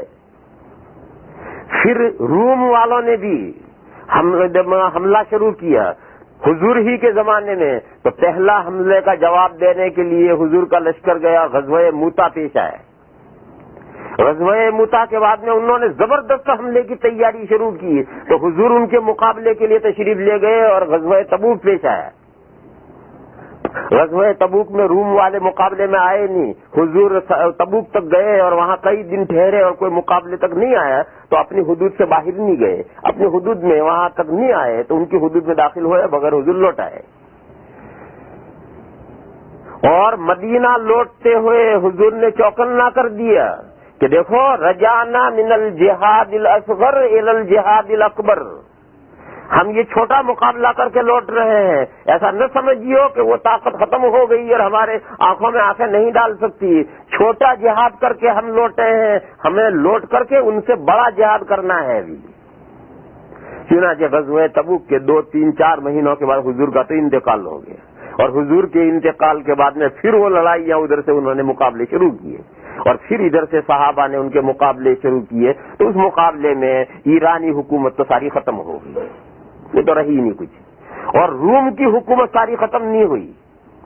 روم کا علاقہ فتح ہوتا ہوتا ہوتا اس وقت جو سیریا ہے اور قسطنطنیہ ٹرکی کا قسطنطنیہ ہے وہاں تک فتح ہوا، اور وہاں سے وہ حکومت پیچھے چلے گئے، اور وہ جو ان کے مقابلے اور مسلمانوں کو پریشان کرنے کا سلسلہ تھا وہ رک گیا، ان کا رک گیا، تو وہیں تک جا کر کے لڑائیاں بھی رک گئی، اور ایران تو ختم ہو گیا۔ اور ان کی جو مسلمانوں پر حملے کرنے کا اور مسلمانوں کے پیچھے پڑنے کے جو سلسلے چلتے تھے، جب وہ سلسلے رک گئے اور ان کی طاقت ٹوٹ گئی اور وہ چپ ہو کر بیٹھ گئے، تو ان رومیوں کے ساتھ لڑائیاں بند ہو گئی۔ یہ وہ فتنہ ہے جس کو قرآن نے کہا کہ وَقَاتِلُوهُمْ حَتَّى لَا تَكُونَ فِتْنَةٌ، ان سے لڑو یہاں تک کہ فتنہ باقی نہ رہے۔ یعنی ہم اسلام کی دعوت لے کر بڑھیں گے، پوری دنیا میں جائیں گے، ساری دنیا اللہ کا ملک ہے کہ یہ ہمارا ملک ہے، وہ فلاں کا ملک، کوئی فلاں کا ملک نہیں، ساری دنیا اللہ کا ملک ہے۔ ہم ساری دنیا میں دین کی دعوت لے کر جائیں گے، اور صحیح دین ہر انسان کو پہنچائیں گے اور سمجھائیں گے، ماننا نہ ماننا اس کی مرضی۔ ہمارا یہ دعوت کا جو کام ہے، اس میں اگر کوئی روڑا اٹکائے گا، یہ روڑا یہ برداشت نہیں کیا جائے گا۔ یہ وہ فتنہ ہے دعوت کا کام میں، اس گاڑی میں، اس چلتی گاڑی میں، اس کے پہیے میں اگر کوئی روڑا اٹکائے گا، یہ فتنہ برداشت نہیں کیا جائے گا، کیوں ہم نے کوئی چوڑیاں تھوڑی پہن رکھی ہیں۔ اور اگر ہمارے کام میں کوئی روڑا نہیں اٹکاتا تو ہم کسی سے کوئی تعارض بھی نہیں کریں گے، جس کی حکومت ہے تم حکومت کرو، اور ہم دین کی دعوت ساری دنیا میں پہنچا رہے ہیں۔ دیکھو اپنا ہندوستان، اس ہندوستان میں مسلمان دین کی دعوت لے کر کے حضور کے زمانے ہی سے آ گئے ہیں، حضور کے زمانے ہی سے دین کی دعوت ہندوستان میں آئی ہے، اور یہ مالابار کا حصہ، مالابار کے حصے میں تو حضور کے زمانے میں صحابہ یہاں پہنچے ہیں، جو کیرل کا حصہ ہے اور مالابار کا حصہ ہے، یا تو حضور کے زمانے میں صحابہ پہنچے، اور بھروچ میں صحابہ آ کر اترے ہیں حضرت عثمان غنی کے دور خلافت میں،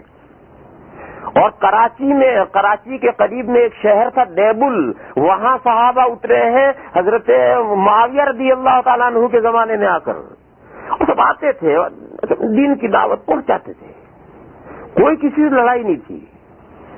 پھر جب راجہ داہر نے مسلمانوں کی ایک کشتی لوٹی ہے اور مسلمانوں کو قید کیا ہے اور ان کو قتل کیا ہے، اس وقت اس کی جب وہاں خبر پہنچی ہے، اس وقت کتنا زمانہ گزر چکا تھا، 100 سال گزر گئے تھے، اور عبد الملک ابن مروان کی حکومت تھی اور حجاج ابن یوسف کوفہ کا گورنر تھا۔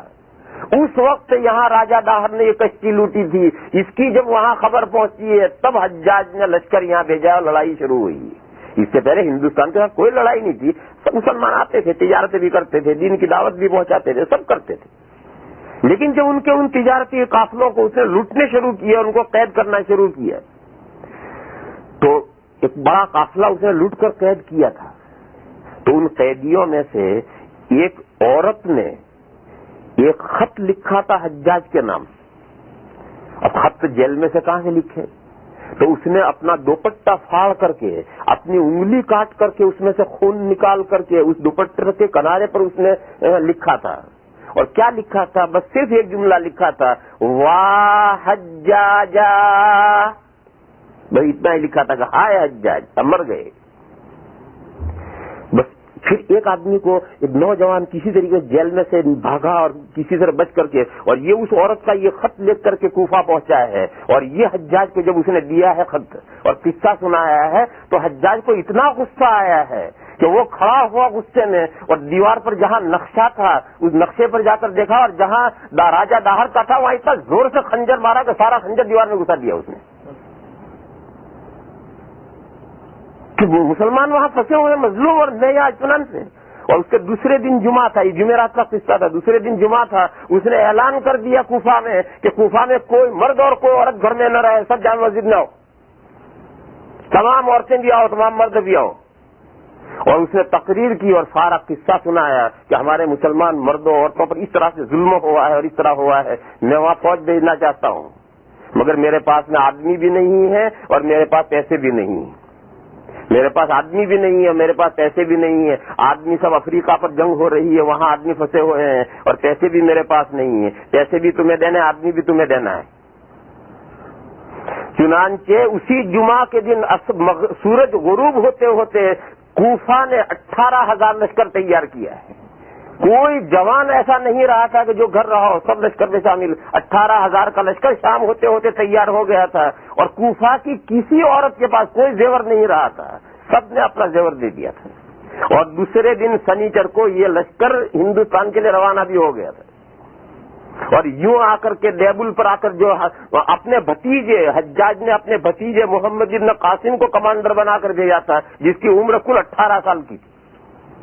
اور اس نے آ کر کے وہ جنگ شروع کی. یوں جنگیں شروع ہوئی ہیں. جب اسلام کو 100 سال گزر گئے تب جنگیں شروع ہوئی ہیں. کب؟ جبکہ فتنے کھڑے ہوئے اور مسلمانوں کے ساتھ ظلم و زیادتی اور ان کو لوٹنا اور مارنا شروع کیا، تب جنگ شروع ہوئی ہے. اور 100 سال تک مسلمان ہندوستان میں آتے تھے، دعوت اسلام پھیلاتے تھے، تجارت کرتے تھے، چلے جاتے تھے. کسی کو ماننا ہو مانو، نہ ماننا ہو نہ مانو. تو اسلام نے تلوار کبھی بھی اسلام پھیلانے کے لیے تلوار نہیں اٹھائی. تلوار کبھی اٹھانی پڑی ہے تو وہ فتنے کو فروغ کرنے کے لیے تلوار اٹھانی پڑی ہے.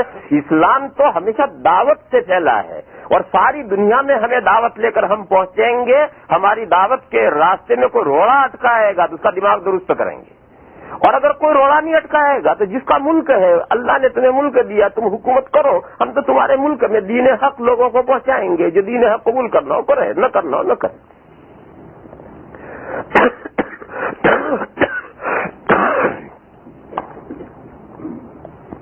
تو میرے بھائی جو اصل جو مضمون میں سمجھا رہا تھا وہ یہ تھا کہ جو حدیث شریف ہے کہ امرت ان اقاتل الناس حتى يقولوا لا الہ الا اللہ فاذا قالوها عصموا مني دماءهم واموالهم وحسابهم على اللہ. میں اس بات کا مجھے حکم دیا گیا ہے اس بات کا کہ میں لوگوں سے لڑوں تا کہ لوگ کہہ دیں لا الہ الا اللہ. جب لوگ لا الہ الا اللہ کہہ لیں تو انہوں نے اپنی جان اور مال مجھ سے محفوظ کر لی ہے اور اب ان کا حساب اللہ لیں گے. اب یہ حدیث شریف اس کی صحیح تعبیر یہ ہے کہ دشمن نے ہمیں چاہے کتنا بھی نقصان پہنچایا ہو، لیکن اگر لڑائی کے کسی بھی مرحلے میں کوئی ایک فرد یا سارے دشمن مسلمان ہو جاتے ہیں تو اب مسلمان ہونے کے بعد جنگ آگے جاری رکھنے کی اجازت نہیں ہے. اس پوائنٹ پر جنگ بند کر دینی ضروری ہے. اور انہوں نے ہمیں جو بہت نقصان پہنچایا ہے اس کا حساب اللہ کے یہاں ہوگا. اب ہم ان کی جان اور مال کو نقصان نہیں پہنچا سکتے. تو اس حدیث میں جنگ بندی کا مسئلہ ہے کہ کس مرحلے پر جنگ بند کر دینی ضروری ہے، جنگ کرنے کا مسئلہ نہیں ہے. لیکن دشمنان اسلام نے اس کی کیا غلط تعبیریں کی کہ اسلام نے کہا ہے جب تک لا الہ الا اللہ لوگ نہ کہیں وہاں تک مارو، لڑو ان کے ساتھ کم بختوں کو مارو. اور اسلام نے تلوار کے زور سے اسلام پھیلایا ہے. اب دیکھو تعبیر غلط ہو کر کے بات کتنی سے کہیں بدل گئی اور کتنا بڑا اعتراض بن کر کھڑا ہو گیا.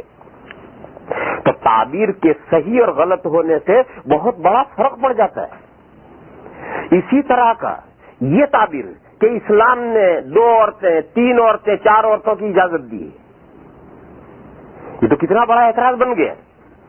یہ تو بہت بڑا اعتراض بن گیا کہ اسلام نے کہا کہ کئی عورتیں کرو.